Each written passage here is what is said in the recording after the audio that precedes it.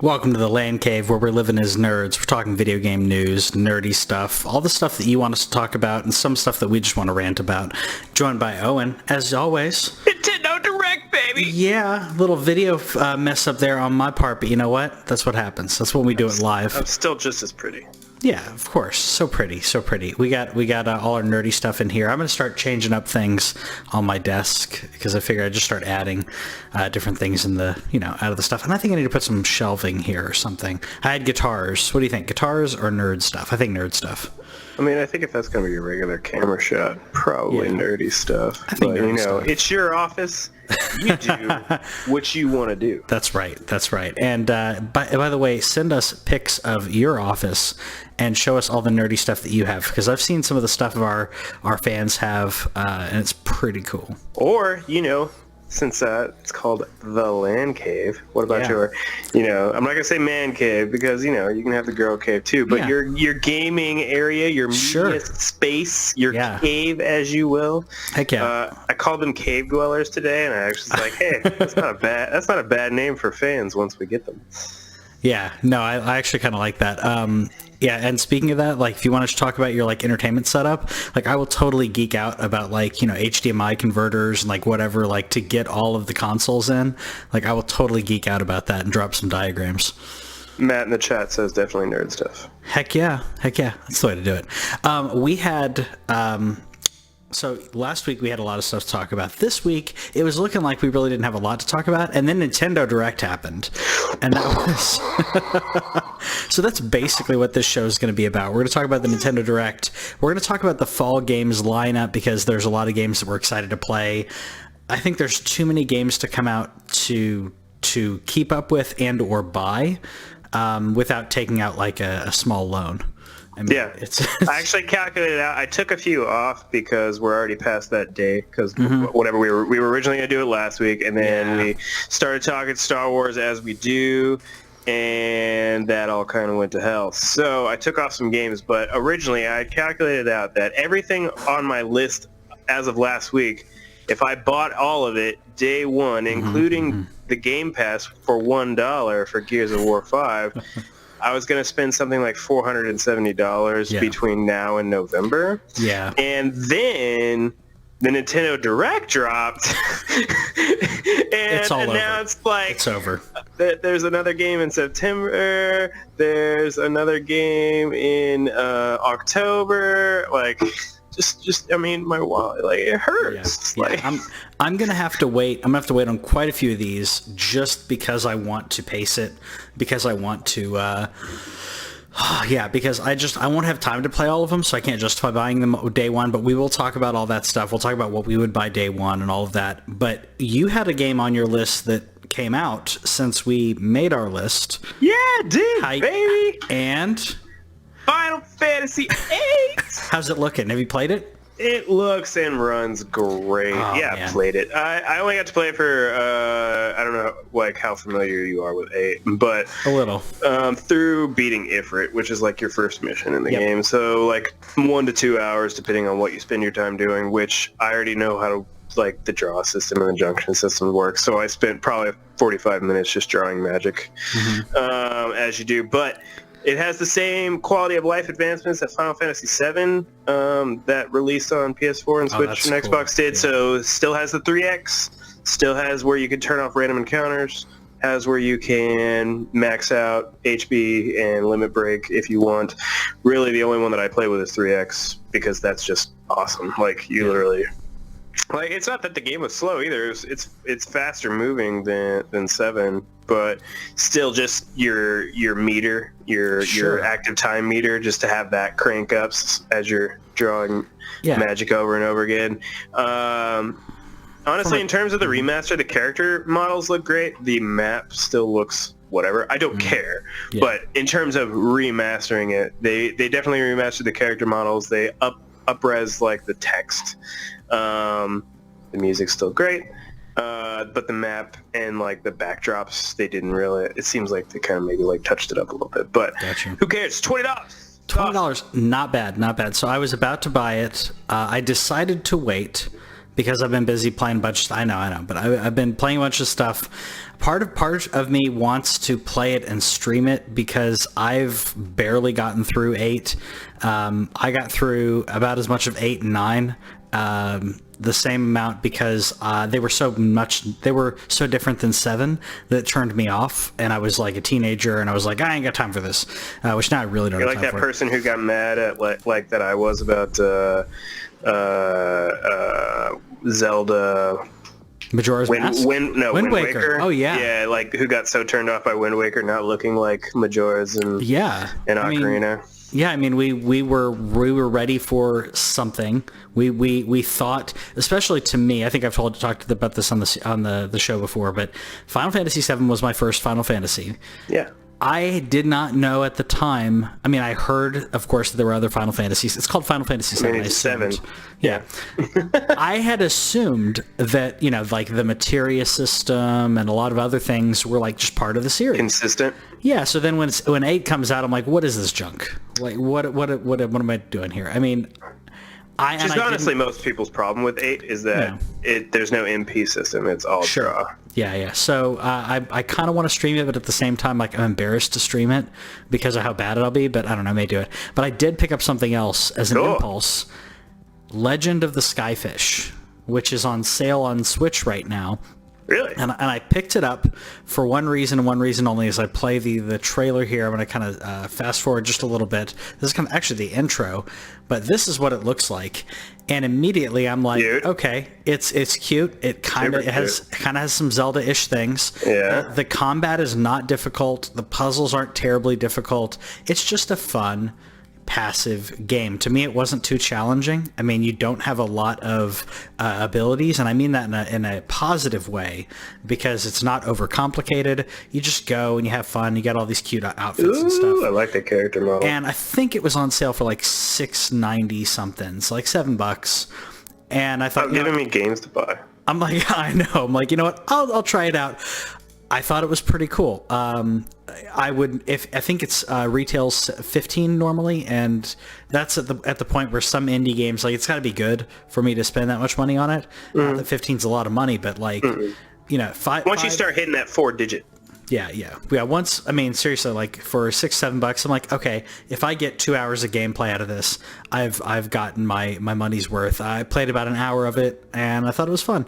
It's adorable. It's not amazing, but for the price, I totally. You gonna beat it? Yeah, I think I will. I don't think it's gonna take that much. It's, like I said, it's not terribly difficult, and it's something that I was able to kind of just. Like the Switch excels at, like we always talk about, something you can pick up, play for a little bit, drop it, and you're fine. Yeah. And this game is really good for that. Man, the next month of like the what you playing, like I don't know. Oh, we're gonna be dead. It's gonna be like, and I have 8, and I want to play it, and I want to beat it, and I want to platinum it, because I love that game so much. But like, there's this game called Gears of War that comes out in 2 days. Man, we're gonna get to it, but like, man. All right, let's talk Nintendo, though. Let's talk Nintendo. The biggest thing here, I think, was the first thing on your list. I didn't bring up the list, by the way, as we talk about this. But the biggest thing, in my opinion, maybe I'm biased or what have you, but the SNES Online. No, that is the biggest thing. We've been talking about this for a while, about like, when are they going to do it? Are they going to do it? And finally, we got SNES Online, which we did it. Really happy about this, and I like that they were like, hey, we've even got some games that might surprise you, which I thought was cool, because I think that shows that they're used to us saying, okay, well, you're always going to have this game. You're always going to have this game. And what from the initial lineup, and by the way, this starts tomorrow. If you're listen to the podcast September on Thursday, 5th, now. Baby. September 5th. We're recording live September 4th. Look at this lineup for day one. Awesome. Super Ghouls and Ghosts, Legend of Zelda: Link to the Past, and it has the rewind function right out the box. Breath of Fire. So you can actually play Super Ghosts and Ghouls and Ghosts and like rewind. And maybe not rage quit. Probably beat it. So happy about that. Very happy about that one. Robert in the chat said he just cleared off 30 gigs of his memory card so you can download everything. That's a great call. Yeah. That's a fantastic call. Just grab it all. No, that's pretty awesome. And just as a reminder, this comes with the Nintendo Online service, the Nintendo Switch Online service. So if you haven't, I just pay by the year. It's so cheap. Oh, yeah. And on top of that, if you have any interest in ever buying any new Switch systems or anything like that, it comes with cloud saves. So you just upload your saves. You can go re-download it on whatever new Switch with a new battery or whatever other Switch Lite action. Yep. I just did it with my new Switch. Not everything transferred, but a good amount of stuff transferred. So originally we said we wanted, like, if they just put whatever was on the Classic on here, I'd be happy. They did like half of that, but including things like Breath of Fire, that's awesome. Including things like Puyo Puyo. Whenever Puyo Puyo Tetris was a huge Switch game, that's a great call. It's awesome. This is great. So great. This was in the middle of it, and I was expecting it to happen, but it just made the entire presentation. By the way, we're going to talk about most of it. It's a 40-minute presentation. I definitely say, go watch it, or I'm going to highlight almost everything that happens. Yeah, I think so. Well, and because it's a 40-minute presentation, we're going to try to go through these kind of quickly, because there's quite a bit to go through. Some of these may not be your bag. Some of them aren't mine, but I'm really happy that they were doing it. Like, for instance, Terry showing up in Super Smash Brothers. Some Neo Geo action. I mean, again, something I would not have expected at all. Yeah, so for those of you who don't know, he's from Fatal Fury, and this was number 4 out of 5 of the promised DLC characters. Number 3, which was announced at E3, was Banjo and Kazooie, available today, and I just checked on Switch, it's available right now. So if you have that Smash DLC pack, you can go update your thing and get Banjo and Kazooie. And then they said, hey, you guys were expecting one more.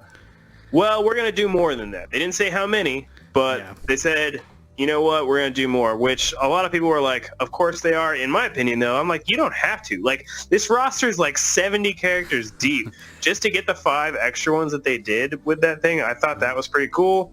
But no, they're doing more. Well, I think they're purposely doing that because this is, and I always forget the guy's name, this is his last time directing a Smash Brothers game.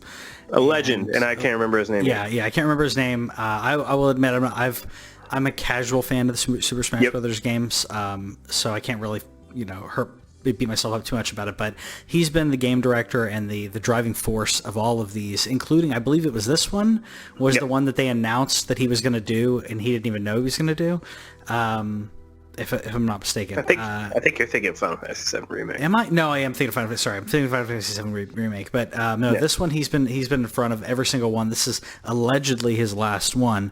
Yeah. And he's constantly said this is the quintessential game. This is everything. We're going to give you everything that you want.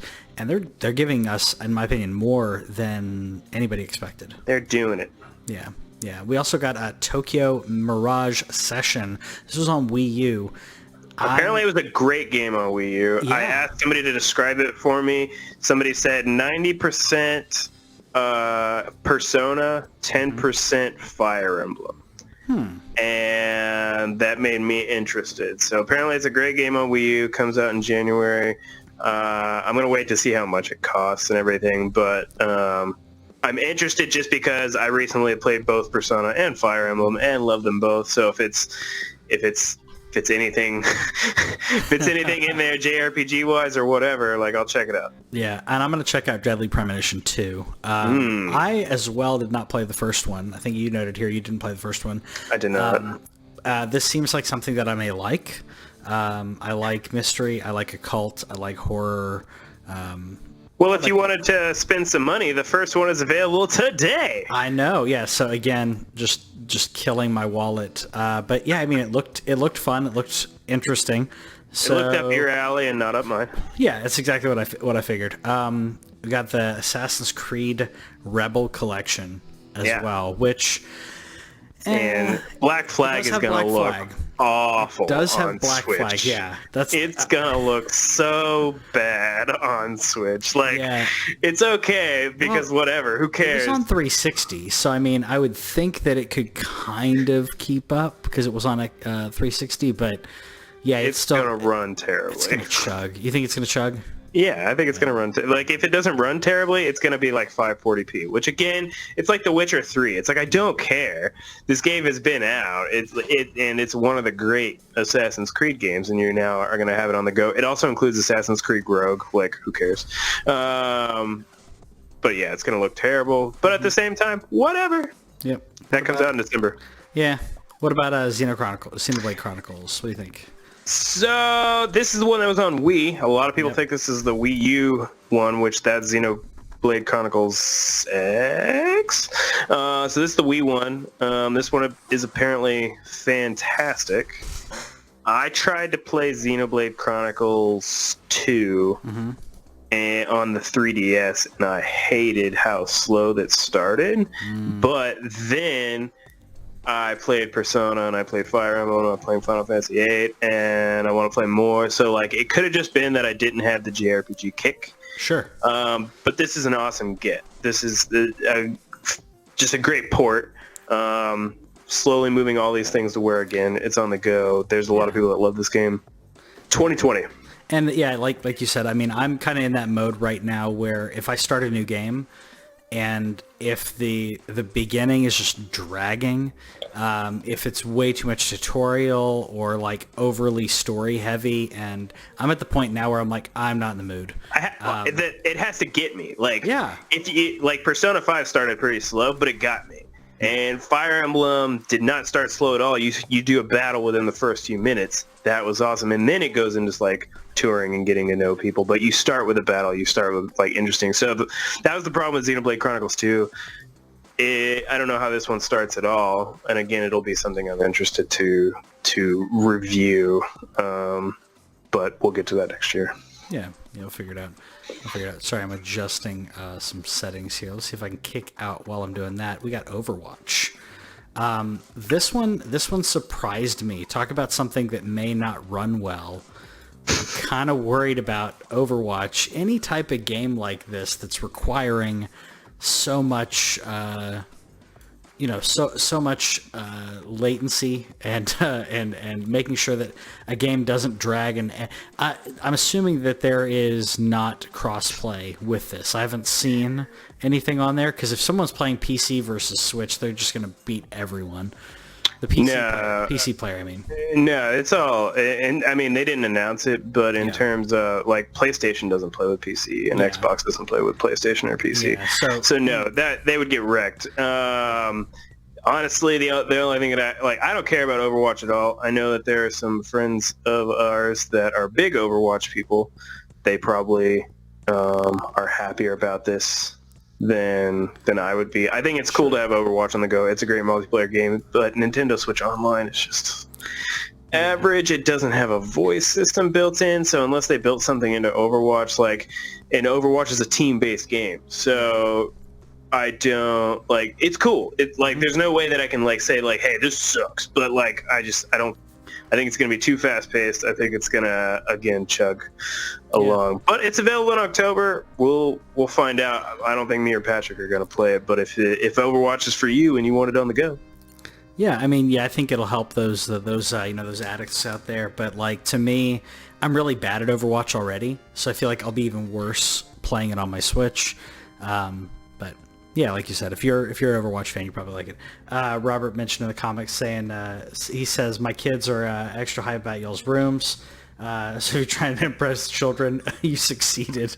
Yeah, so yeah, he said he's got to step up his game now. I'm going to be, I've got a bunch of Disney Infinity, Star Wars and Marvel stuff. I think I'm going to put them over here. And probably some Lego stuff, I don't know. It's a good call, yeah. My Star Wars shelf is off camera right here, and then we have my general gaming shelf, and then we have my Zelda gaming shelf. At some point there's probably going to be another shelf there, just to add to. So was I trying to impress your child? No, because I'm just that much of a nerd. But yeah, it was all for you, kid. Yeah, that's exactly right. Yeah, I start adding stuff. To me, my other thing is I like to have different stuff out. There's some things that'll probably remain. This is going to move because that's actually my piano. But all of the other stuff bounce here, bounce left and right, whatever.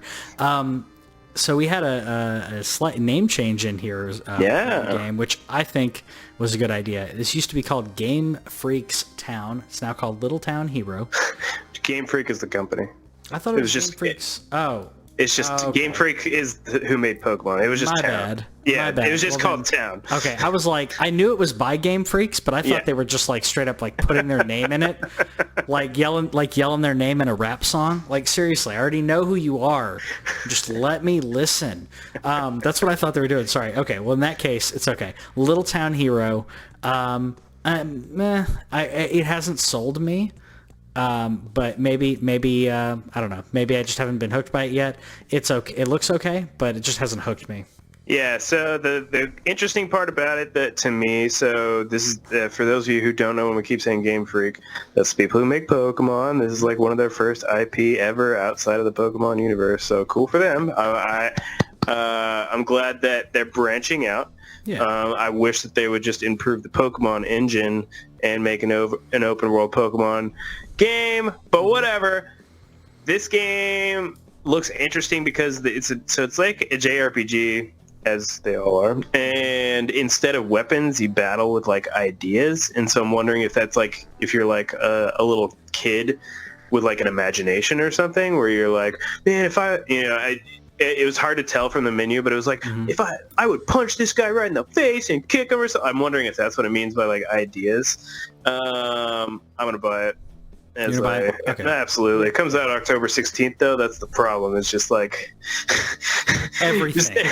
just add it like for, let's see, did I have anything in October? I had Outer Worlds in October, as we will get to. Yeah. But yeah. Yeah. Doom 64. This was an interesting pick. It's not that I'm not a fan of it. I just thought it was an odd pick to put on here. But at the same time, I'm tempted because it's old school Doom.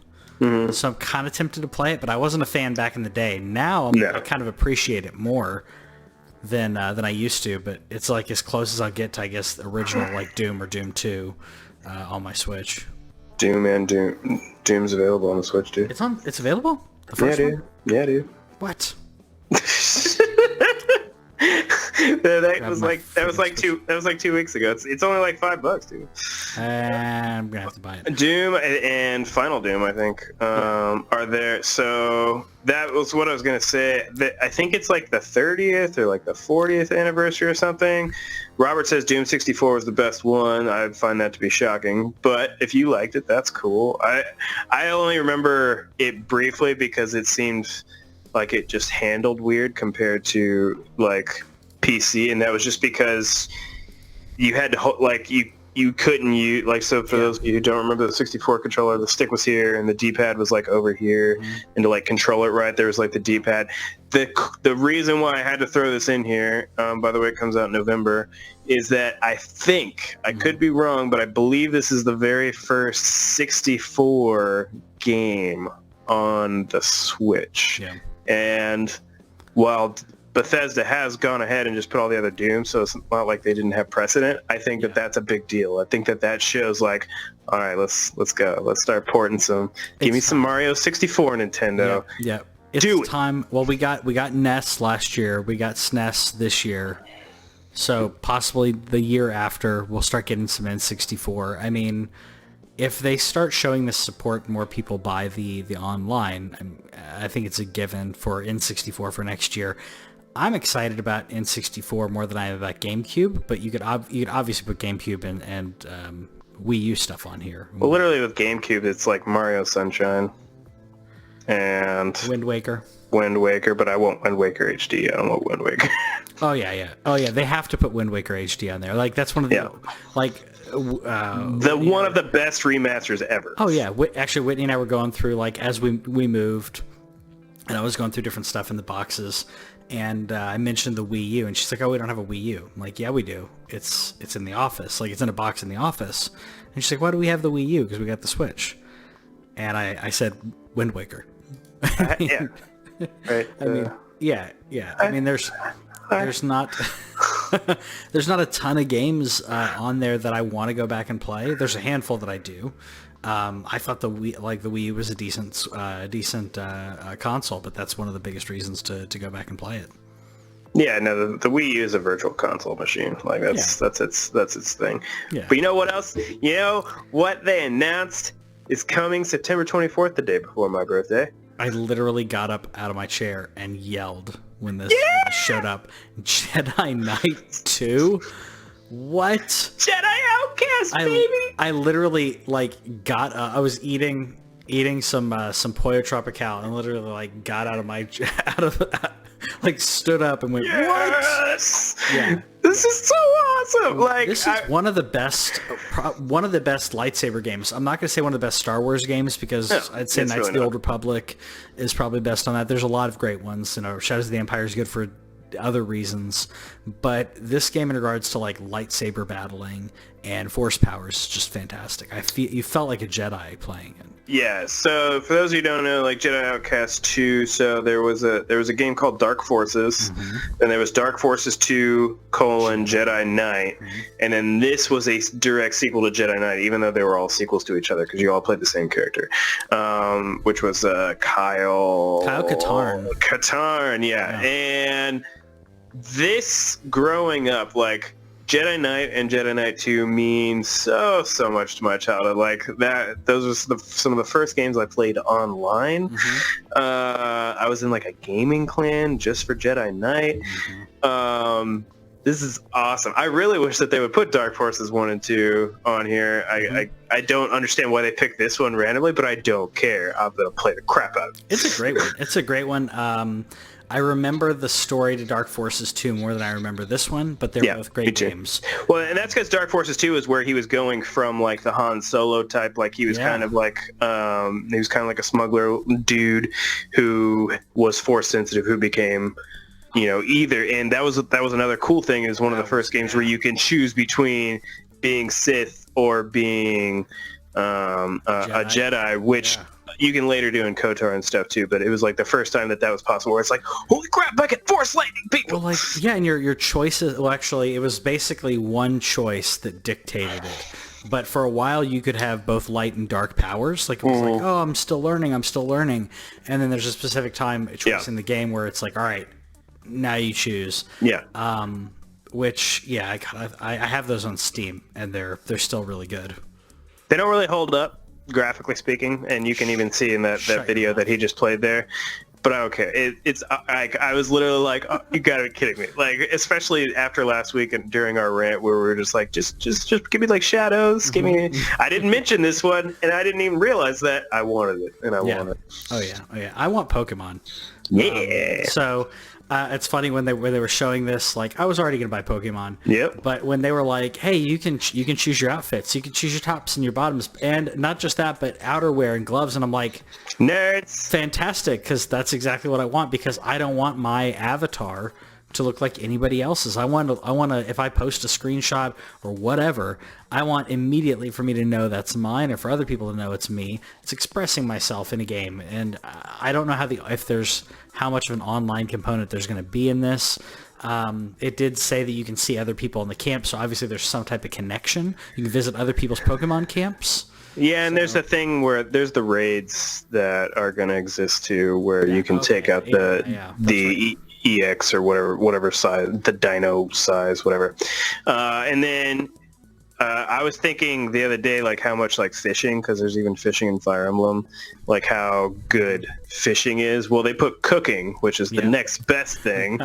So there's all these curries that you can make. And that's what they eat in that region. Yeah. And they announced a couple Pokemon, and the only thing that was just super funny to me, did you catch the name of the Pokemon? No. Well, when you say it, I'll remember. But it was Polteageist, and it was a ghost inside of a T-bot. Yeah. That's right. That's right. And I was this is stupid and adorable. Yep. But at the same time, it's okay. It's it to me, it knows what it is. It knows it's we're just gonna have a ridiculously cute game, and now you can make some different curries. There he is. And there he is, the Polteageist. Which it's adorable, and yeah, I'm gonna play this. I've possibly sold Whitney on getting a Switch Lite for her to play this. Yeah! So I'm excited about that because there's a lot of games on Switch, and I need to look into it more because I haven't really at all. I need to look into the Family Pass or Family, whatever it's called, to make sure that whatever I buy, I can share with her. So that'll be cool. You can do a second. From what I understand, it works like the PlayStation, where you can do like a secondary login. Yeah. And so there's your primary and your other one, and basically the other one just needs to be able to connect to online, I think, so that it can verify that it's like you. Okay. Or something like that. The only thing is I don't know how it works. Like playing like the same game at the same exact time. But that's where I haven't looked into it yet. With this game, we would buy opposites. There you go. You do in Pokemon. Yeah. But like with other games, like if I get something digitally, I want to be able, like her to be able to use it, or what have you. So, yeah.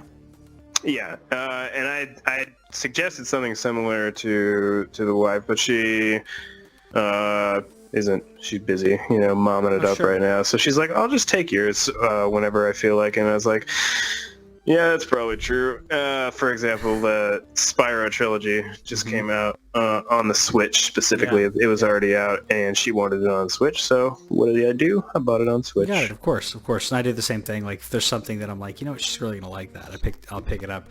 I picked up the Spyro trilogy. We haven't played it yet, but I did pick it up for PS4 because I knew it was something that she'd want to play when she gets around to it. So yeah.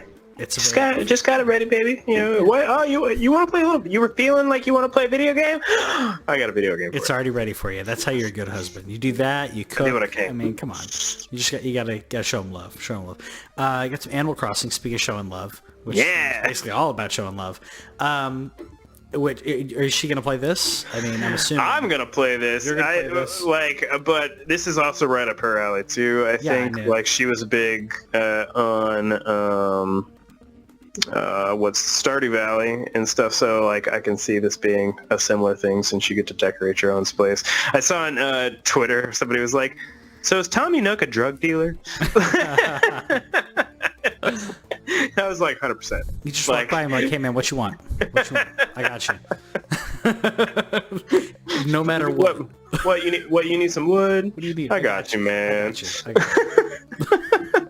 I don't get I've never played an Animal Crossing before. I've just come around, like the last few years on adorable games. Yeah. And maybe it's a trying to stay in my youth thing, or maybe it's just a changing perspective on it. But this is, from what I know, this is just one of those chill games. It's just one of those games you just jump in, farm some stuff up, make your tent look cool. Sure.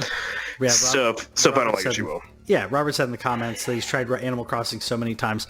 I've tried it as well. Like, I liked the last one that I played, which was New Leaf. I liked it, but I realized like how addicting it was. So I had to stop because now as an adult, embrace it. As an adult, I'm like, I have priorities.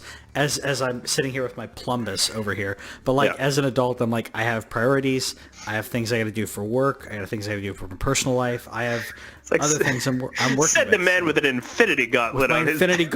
my infinity gauntlet and my nano gauntlet. Yeah. But at the same time, I'm like, I have priorities. So if I could see that it was going to get in the way, like, I'm possibly going to go back and play The Old Republic because it's free, and I could jump in and play a little bit of that because I love The Old Republic. I love Star Wars.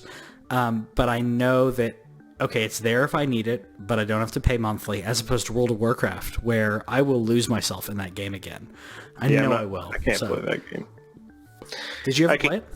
What, WoW Classic? Oh, you did. Yeah, of course, dude. Yeah. I was an undead mage, man. No, I can't go back to that game. If I was going to go back to an MMO, it would be Final Fantasy 14 for sure. It looks like Final Fantasy 14 is in a place that is of its own. Yeah. It's been fun watching what's been going on online with Classic, but and a friend of mine who initially was like, I'm not going to do that. I've been playing WoW forever, and then he started playing, and he's like, yeah, it's kind of nice going back. And I was like, I told you, dude. Yeah. Like I played back in vanilla. I mean, I played, pre-Burning Crusade, pre-Cataclysm, pre any of that. Yeah. I want to say it was like within the first year. I know I wasn't playing at the beginning, but I was within the first year, and it was a grind, like getting your mount and all that. But that's one thing that I liked about in comparison, and I'll stop my tangent here in a second, but the Old Republic, what I liked about it was you can play it solo. You're still getting a really good story. You are not having to wait and find up pickup groups. Those were really quick. You only had to group for like a handful of things, and it was basically like dungeons, which were like the last thing you had to do before the next chapter, and those were really quick to group. Everything else you could solo, and it was not a problem, which I liked because I didn't have to wait around for people. People didn't have to wait around for me, which is more than likely what was happening. So I like it. They have a game for that. It's called KOTOR. Yeah, I know. And it's great. It's amazing. That's what I should go back and play, because I haven't played that in forever.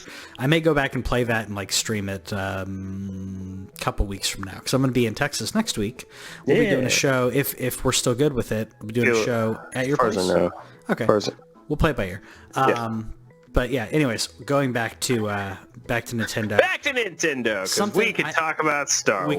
We could, as it's been proven.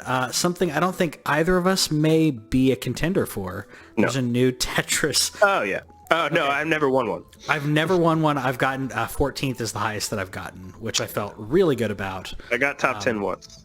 It's awesome. So if you've won a battle online, then Invictus is coming out, which good for people who are doing that. I think that's really cool. It's being able to continue to give content to people and make it more and more and more challenging for people who obviously are playing tons of Tetris and they're really good at it. I've never been great at Tetris, but I would say this game that did make me feel like a baller a couple times, where I just would knock out somebody. Like when the fact that you can target specific people and then like you're like, oh wait, he's about to die.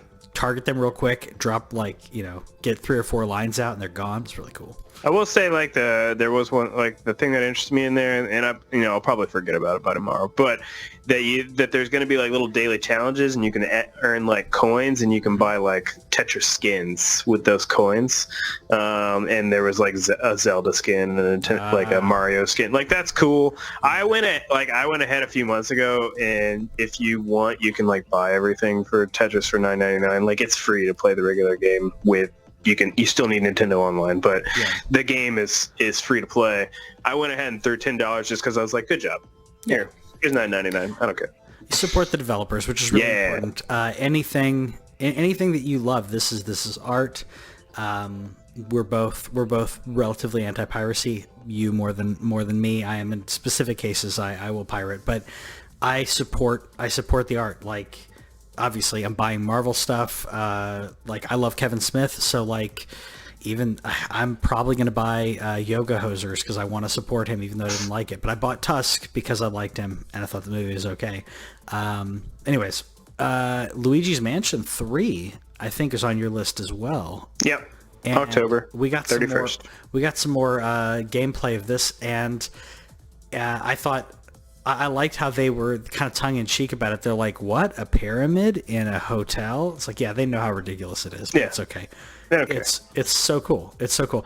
I was not on board, or I should say, I didn't think this game was for me until I saw this, and I thought, you know what? There's so many diverse levels that I think I may dig it. Mario. Yeah, it's an adorable game. I remember briefly playing the first one. I did not play a second one. I didn't play it. They also announced that there's going to be like this battle arena mode, where I think it's up to 8 players. Yep. And with one Switch. Up to 8 players with one Switch. That was cool. Yeah, just like in Smash. Mm-hmm. So that's cool. This game is on my list on the fall preview. Yeah. I don't know if I'm going to get to it in October, but I want to. It's just Luigi doesn't get enough love. Yeah. Yeah, no, I agree. We got Trials of Mana as well. This is another one that I'm like, that's really cool. It's not for me, but it's a series that somebody out there, I know we got Mana fans out there that are going to love it. honestly, I just have so much going on. I'm sure the series is great. Probably not going to grab this one, though. What about you? I don't know. I mean, we'll see if I'm still on the JRPG train in April of 2020, which is when this comes out. So I have time to do it. But there's a game called Final Fantasy VII Remake that comes out the month before that. I mean, I'll probably beat Final Fantasy VII Remake by a month and a half after that. But, you know, it's just cool. Yeah, no, I think it's really cool. Another one that I think is cool that I'm probably not going to play, though, is Super Kirby Clash. Yeah. I thought it was really cool. I like that they're not calling it free-to-play. They call it a free-to-start. Yeah. Which was like, Phil, thank you for saying that, because immediately that stops people in their tracks to like, wait, what? Which is good, because we need to make sure parents know about this kind of stuff. But yeah, I thought it's adorable. I just personally, if I'm going to do this, I'd probably play Smash Brothers. But for a free to play, free to start, whatever you want to call it, freemium game, I thought this was pretty cool. Yeah, and I mean, and it has like quests and stuff you can go on. So I don't think it's a versus type game like Smash. Maybe I'm wrong. It seemed more like team up fighting stuff. That's true. And so I think it's great. If my kid was, old enough to hold a controller, this is the kind of game that I would start playing with him, because I'm sure it's something where it's like, even if he's terrible and just running around, I can make up for it, and we can progress and have fun together. So I'm sure if you have kids, it's fun to at least check it out. It's available today. Yeah, one of those games that you're probably going to play with him, I'm sure you've thought about these things already. You're thinking about those kind of things, but the new Super Mario Brothers games, because you can bubble in those games. Mm-hmm. So I think that's really cool. So yeah, when he hits like 4 or 5, they just have to release them. Yeah. Because they still haven't done Super Mario's or Super Mario 3D. They did do Super Mario Bros. Week U on there. Yeah. I'll get there. Divinity Original Sin 2 rolling out. Yeah. I thought that was really cool. I just realized I skipped one off to roll back to one. It's cool. Oberdin, yeah. Yeah. But this immediately, I was like, I thought I'd played this game, because I was like, oh yeah, Divinity. And then I saw this, I'm like, I don't remember playing this. And it looks really cool. And online collaborative. I mean, at the same time, like, I have Diablo, but this looks like, in my opinion, better than Diablo 2 in regards to, or sorry, Diablo 3, not better than Diablo 2. Better than Diablo 3 on Switch. This looks better, more diverse. Being able to change the camera angle is really cool too. So it's really cool that it has Steam cross saves. That's dope. If you are a Baldur's Gate fan, this is a game for you. Yeah. You will like it. You will love it. It is widely hailed as one of the greatest American or like Western RPGs of the last decade. So that's available today on the Switch. Robert in the comments saying there's so much reading in these games. His son's 6, good at reading but slow. I will say that between video games and comic books, that's like what got me to read. That's what encouraged me to read. That being said, when back in my day, playing video games, you didn't have like voiceovers, so you had to read it. Otherwise, I know, but otherwise, you didn't know what was going on. And I had that moment with my nephew where we were playing a game, and he was clicking through all the dialogue. I can't remember what game it was, but he's clicking through, and then he gets to a point and he's like, "Wait, what am I supposed to do?" I'm like, "Well, did you listen? Did you read? Did you read what it told you to do?" No.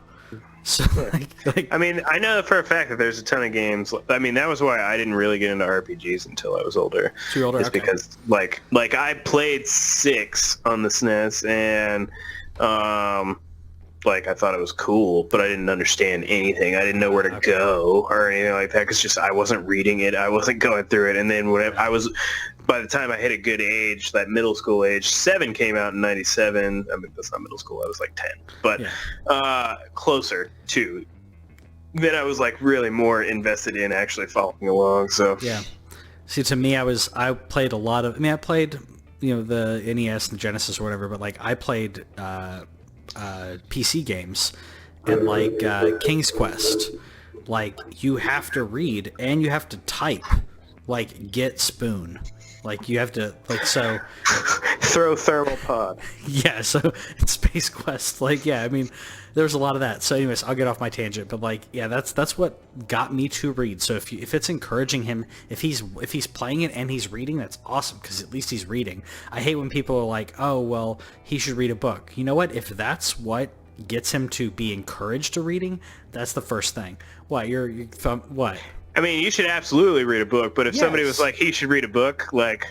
I'm like, he's reading, though. He's not, I mean, that just he, she, whatever. Like, yeah. if they're reading comic books, if they're playing video games and they're reading while doing it, that is enriching and it's encouraging. I mean, like Math Blaster back in the day. I don't know if you played that, but like that got you to do math because you got to play video game and and do math. You have died of dysentery. Yeah, that too. All right, so we skipped over this earlier, but yeah. So this is a game that I didn't get to play. No. It's apparently a PC hit that I didn't know about, but Return of Obra Dinn. I'm assuming this was an indie game on Steam. Yeah, so this was like a game that was like low key on people's Game of the Year index last year. So I haven't got to play it either because I just don't play PC games. But this again, it's a mystery type game. You like kind of like unravel it using like your watch there, and you kind of like watch whatever went down on this boat that you're doing. Yeah. But again, it was on a bunch of people's Game of the Year lists. It was a lot of people's Game of the Year. Looks really cool.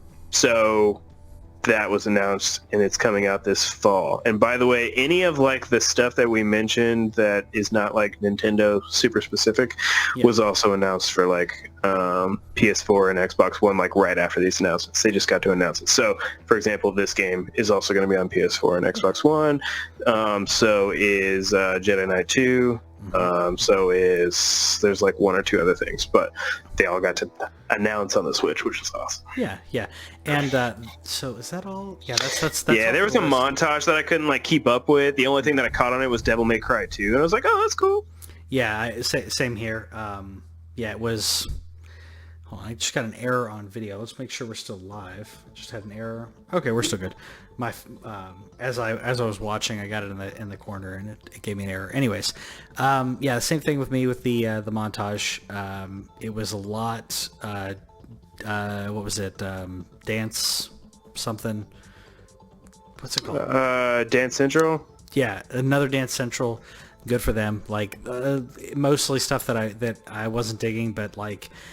There's so many freaking games on the Switch. And it's like coming from the Wii U, which was sad. Like back when the Wii U was out, when I'd go into into Best Buy or anything, and you see the Xbox section, you see the PlayStation section, and then the Wii U section was like a strip, like just like vertical, like here's it. It's like 8 games, and that was it. That's what happens when you only sell 12 million units of your console versus the 20 million of the Switch is sold. This is what happens when you have people investing in it. This is what happens when you get third-party support. This is what happens when you get indie support. This is what happens when you do a awesome job. Yep. And this is I love like every now and then I'll run into a video of people when they're talking about like when the Switch first came out, and people are like, yeah, this is gonna be fun if you just want to play Nintendo games. So I'm like, no. How wrong we were. I was the same way. I was like, Breath of the Wild. You know, I played Breath of the Wild on the Wii U because I bought the Wii U specifically for Breath of the Wild before we even knew what Breath of the Wild was. Before they announced the name, I was like, I want the next Zelda. Yeah, they kept having those demos at E3, and yeah, but then they announced it to come out along with the Switch, and I was like, all right, fine, it's going to run better on the Switch. And then I got the Switch, and now I play it more than anything else because it's awesome. This Direct was a 10. Yeah, oh yeah, I'd say a 10. Even the stuff that was in there that was like the stuff that was in there that was not my thing was definitely great for somebody else, and I'm fine with that. Like, not everything has to be for me. But that being said, there was a lot of stuff in there that I liked a lot. Yeah. Just my wallet. It's gonna hurt, and it's about to hurt even more as we spend the last bit of this podcast just a little preview, just putting some things on your radar. Yeah. You might already know some things, but I thought that this would be fun these last couple of weeks because other than this Direct, there really hasn't been like a whole lot of like news. There's some minor things going on, but nothing that I felt was like too too big. So me and Patrick kind of just picked out a list of games that are coming out from like now to like November-ish. And if you maybe forgot about some of these, but let me tell you, like, September is stacked. Yeah, it is. And I want to start off with a game that I put on my list that then got released because we were going to do this list last week. Yep. But Blair Witch, I'm going to pick up. I haven't had time to yet, so I'll pick that up and probably play it after I get back from Texas, because this is something that's up my alley. I really like the first Blair Witch game. Blair Witch movie. Second one doesn't really count. Yeah, whatever. Having the puppy in there is awesome. So, and just the creepiness and everything seems like it'd be really, really fun to me. Not to you, but to me. So I'm excited about that. Yeah, not even a little bit. But I will say for like not liking it at all, it looked like it was doing what it was attempting to do, which was cool. Yeah. And a lot of the games that we're going to mention as we're going to go through our list now, a lot of the games are the same. So we actually put our list together separately. I didn't look at yours and then was like, oh, yeah, like a lot of them are the same. Starting off with Gears of War. Yeah! Gears of War coming out. So in just 2 days? 2 days from now. So September 6th. This is on Game Pass. So if you want to grab Game Pass, you can play all of the Xbox exclusives day one. Grab that Game Pass and play that. If this is what you're wanting to do, I mean, just to say, hey, I want to play Gears for $15. Yeah. Totally. Yeah, well, and what's crazy is not even just $15. If you've never subscribed to Game Pass, like I haven't, you can subscribe for $1, which is what I'm going to be doing, is I'm going to play Gears of War 5, a brand new game that comes out in 2 days. I'm going to play that for $1. Reviews came out today. It's like sitting strong at like an 87. It's a really great deal. So that is like we said, that is September 6th, 2 days from now. Stop trying to jump it. No, and then random side note, since we just said available on Xbox, we mentioned earlier in the thing that Banjo-Kazooie is available on Switch today. They also announced right after the Direct that the original Banjo-Kazooie game is available on Xbox today. Wow, that's cool. That's cool. That's a fun game. Yeah. It's a fun one. Here's one that's on my list that wasn't on yours, which I just found out about thankfully at Gamescom. So I wanted to say E3, but Gamescom, Greedfall. So I heard about this. Greedfall coming out next week. I'm going to wait for reviews. Because I had no idea what the heck this was. Yeah. But it seemed to me like it was very Fable, Dragon Age like. They talked about you have fighting and you have that all that kind of stuff, but the storyline, you're supposed to be like a diplomat or a noble or something like that. That's like your role. So there is diplomacy and storyline, and being able to negotiate is apparently a part of it, or a big part of it, which I thought that's really cool to focus on that. Not to say that I could talk my way out of every situation. I like games that you can do that, like Fallout New Vegas. You can play Fallout New Vegas without killing anything or anyone. I don't think that's the thing in this, but if I can be diplomatic and talk my way out of stuff, it's fantastic. Yeah, I actually literally found out about this game today. Okay. And it was because somebody on one of the game groups I was in was like, do you miss Dragon Age? And I don't miss Dragon Age, but my wife really likes Dragon Age. So I want to know, and I'm going to wait for reviews also to put it on her radar, because she doesn't care about the combat aspect of it. She literally cares about, like, the talking and like the building the relationships and like who do you get to romance and all that good stuff, like. And so if those elements are decently strong, I might see if she wants me to pick this up for her, because it does look cool. I really liked I like that it had like a cross of fantasy with like flintlock pistols and stuff. That's cool. You don't usually see that, so I thought that was really cool. No, I agree though. Like that's the reason that I played like what is it? Mass Effect 2 was my first Mass Effect game. And one was the reason about the socialization and being able to woo people, and also because it reminded me of Deep Space Nine and Star Trek so much. Yeah. So I was really happy about that. I think we have a possible day one for me. I think this is day one buy for you. Borderlands 3. I'm pretty sure it's a day one buy for me as well. Gotta be day one, dude. I just don't know if I'll be able to play it. That's the only reason that I say possible. Yeah. I don't know if I'll be able to play it immediately, but I'm going to be playing this game. I've loved Borderlands forever. I actually, I got a handful of people hooked on Borderlands that play like Borderlands 2 and even the pre-sequel like to this day. So they're going to grab this. I don't know how you get people hooked on the pre-sequel. I don't know, but okay. I don't know. Like, I guess they're just trying to get their fix no matter what. Sure. No matter whichever way they can get it. I mean, Borderlands 2 is great. I think Borderlands 1 is better, but this game looks amazing and looks fun. I'm going to grab it on PS4. Absolutely. I think... yeah. I'm really, so obviously I've been waiting for this game for a long time, just the general public has. Yeah. I'm hoping that I'm going to play it day one. I really want to play it with some people, though, so if you guys are picking it up on PS4, let us know. I can't always work things out because there's a kid involved and everything, but my plan... ish right now is maybe Thursday nights because I don't have to work the next day, so I can put him to bed, maybe play a little bit later in the night, I'm talking 10 or 11, maybe Sure. Friday night somewhere in there because I don't have to work on Saturday either. But if people are interested in playing a little bit, it's unfortunately not crossplay, so if you're getting it on PC or Xbox, can't do it. I just prefer it on PS4. Yeah. I want those sweet trophies. That comes out on 9/13. Yeah. Same here. And there's the handful of there are people that I want to play with that are on Xbox, that are on PC and PS4. And I'm sorry, I had to go I play more PS4, and the majority of people were playing PS4, except for ones that are really hardcore playing PC, and I just don't play PC that often. And if they were down-resing it on the Switch, I might even buy it.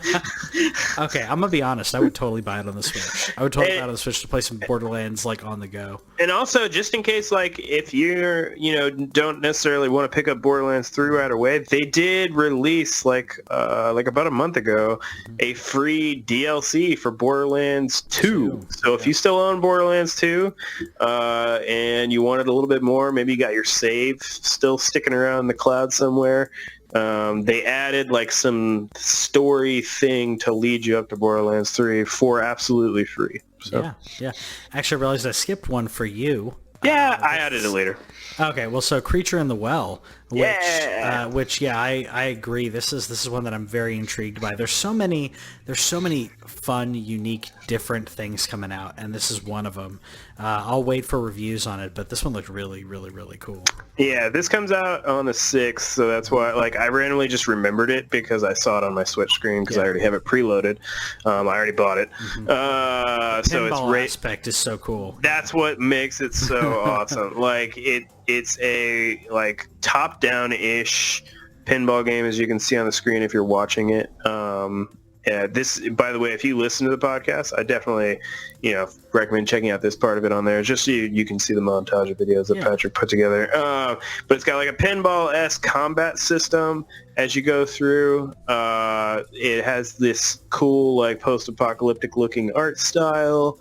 You play as this, robot. I forget the robot's name, but this was put on my radar at E3. I've been excited for it ever since, just because it just looks like it's going to be fun gameplay-wise. I will let you guys know probably next week. Yeah, it's good. And then, let's see. So for me, it was Code Vein is my another next one. I hadn't heard of this one until you mentioned it either. Yeah, so it's one that was I purposely haven't gotten too into it. I know this is one that Kevin's really excited about here as well. But what I know about it is, I don't know very much about it. I purposely kept in the dark, but it has Bandai Namco, right? Bandai Namco. And if I'm not mistaken, Souls-like vampire. Oh, okay. So that's what I remember of it. I remember. That's probably why I don't know anything about it. Yeah. Well, I remember hearing about it and immediately okay, I want to check it out. And so I've kind of kept in the dark on some of it. I may be wrong in that case, so apologies. Whatever it was hooked me, and I immediately was I don't want to be spoiled too much other than that. Art style obviously is very different than Souls game. Looks gorgeous. But it looks beautiful. I don't know how the gameplay Is that a gunblade? looks. I don't know how the gameplay looks, but yeah, it's just something I'm excited about. It got on my radar, and I was like, okay, need to keep it on my radar. If you get to it, let us know. Yeah. We're both gonna get to. Is this the next one? Yeah. Hold on. I'm sitting here looking at my notes like. You skipped one on yours. I did. It's okay. Outer Worlds was the other one. Oh, you skipped one on mine then. That's okay. We'll get back to it. We'll get to it. Outer Worlds actually should be on both of ours, but Outer Worlds was one that intrigued me, which I thought was interesting because with all the spacey post-apocalyptic whatever games that people are trying to like fill that gap, this just looks so cool and unique because I saw some people who were like, oh, it's like Borderlands, oh, it's like Destiny. No, it's the flavor of this reminds me of what is it, like BioShock, mixed with a few other things. So I think it's gonna have a really cool tone to it. That's what I'm excited about. Yeah, this game looks awesome. First of all, there's another game that came out on the Xbox like 2 months ago called Outer Wilds. Yes. This is not that game.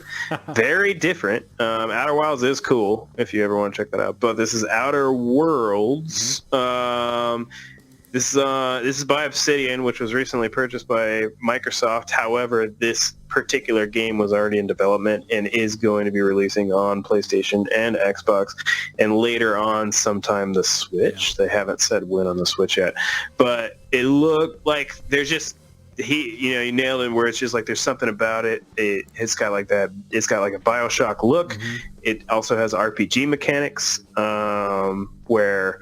The guns look cool. Like it seems like it's kind of like a tight-knit world. It doesn't seem like you're going to be operating in like a huge space, at least from what we can tell.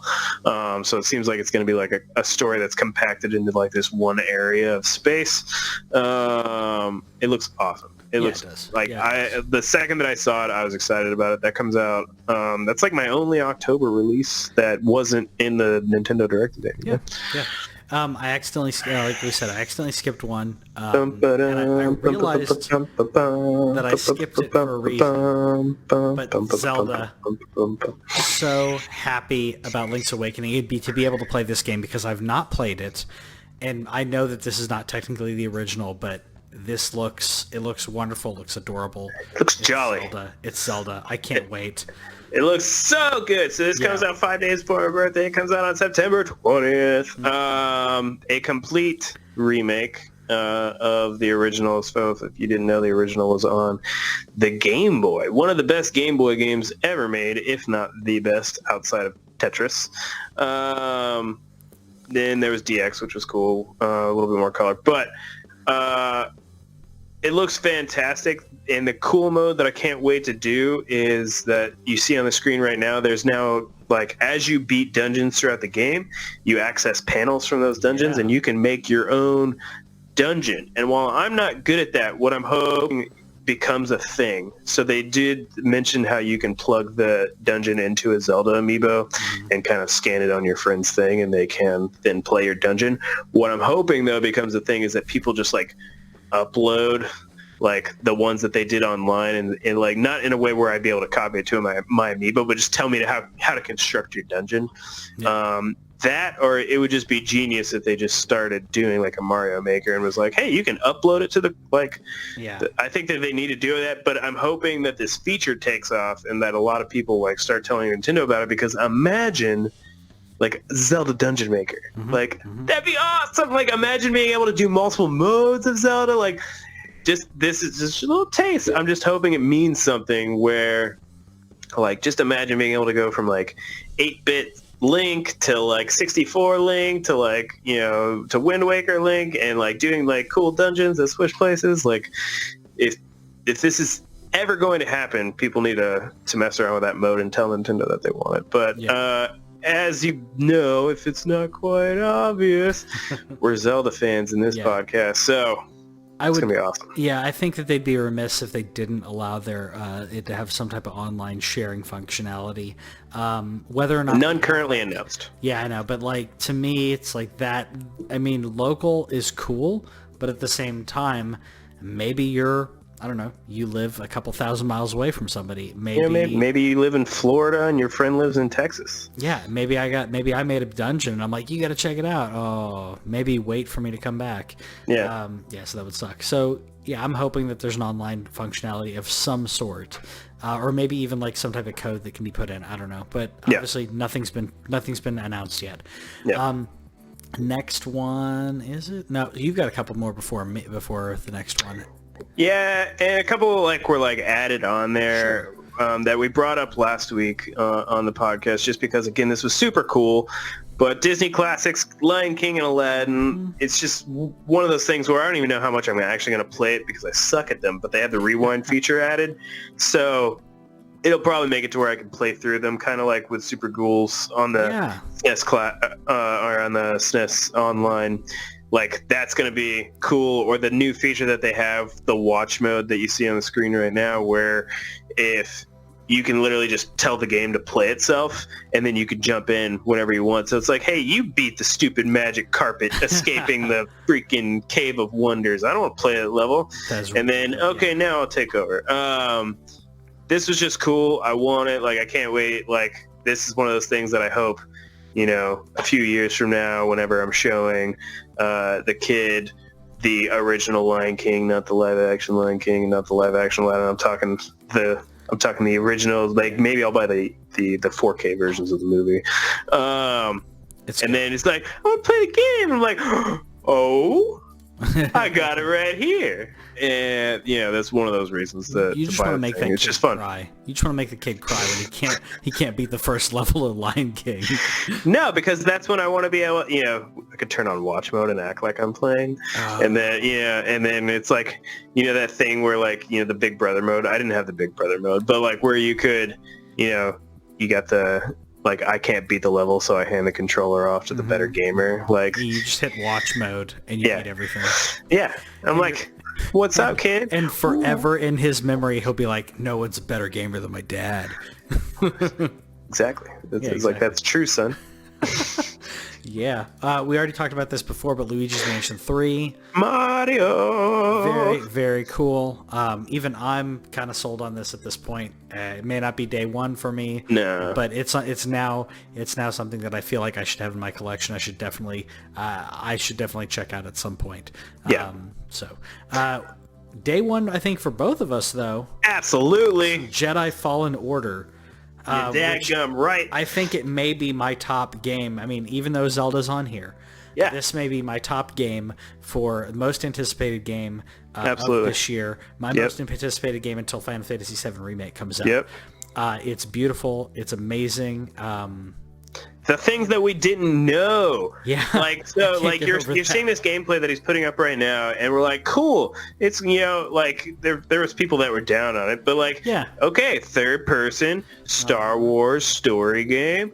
You look like, you got a blaster, you got a lightsaber, you can pull, you can do force powers, awesome. And then you find out, apparently it's like a Metroidvania type Star Wars game, and I'm like, how could you not show us that, that's awesome. How could you not, there's no Star Wars games like that. Every Star Wars game that we've ever played, not counting MMOs, of course, is straightforward. You just play through it.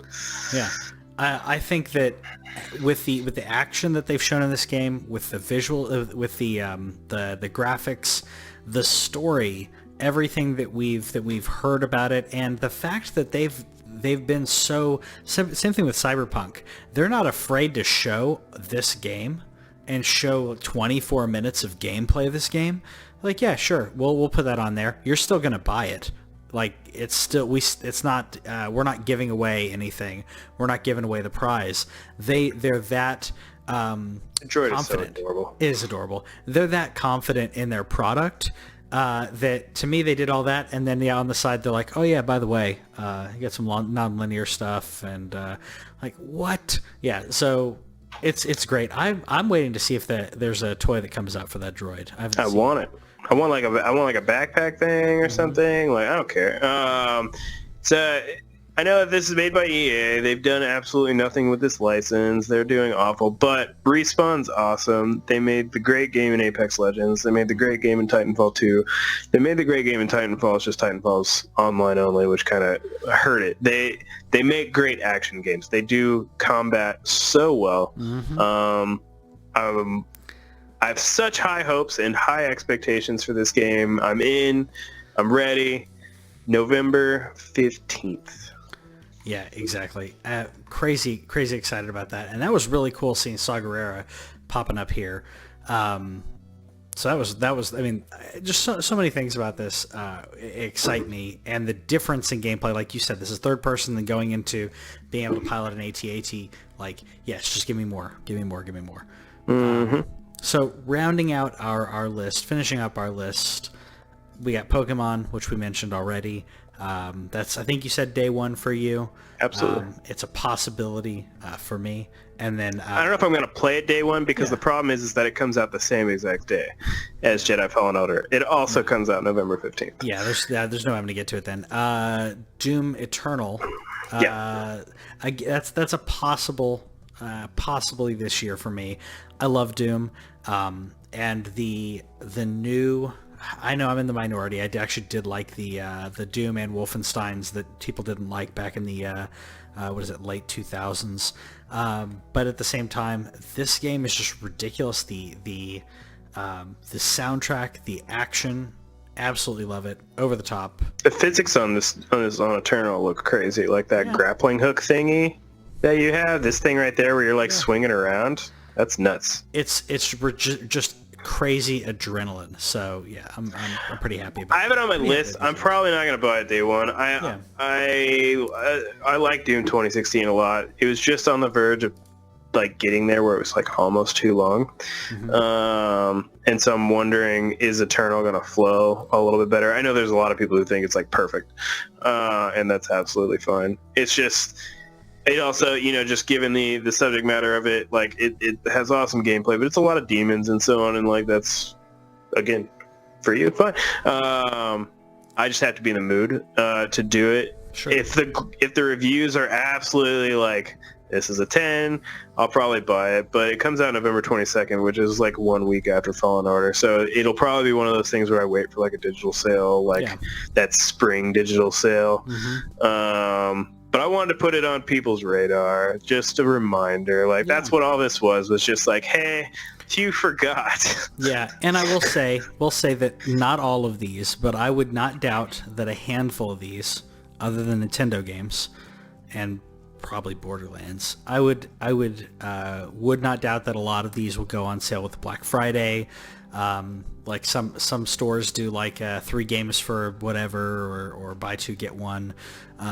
So yeah, I mean, keep that on your, as an idea, because you may be able to get a really good deal with that. If you don't want it, if you don't get around to it day one, but you want it, maybe wait a couple weeks, maybe wait a month, and grab it Black Friday. Well, and honestly, and if you have an Xbox One or a PC, be paying attention to the Game Pass, because there's a few games like, I'm trying to remember which one of them it was right now, like that I was talking about, like buying day one, and they were like, they've already announced that that's going to be in Game Pass in 2020. I'll just wait for it then. Like, if you are somebody who just wants some like super good value, like look at Game Pass if you have a PC or Xbox One.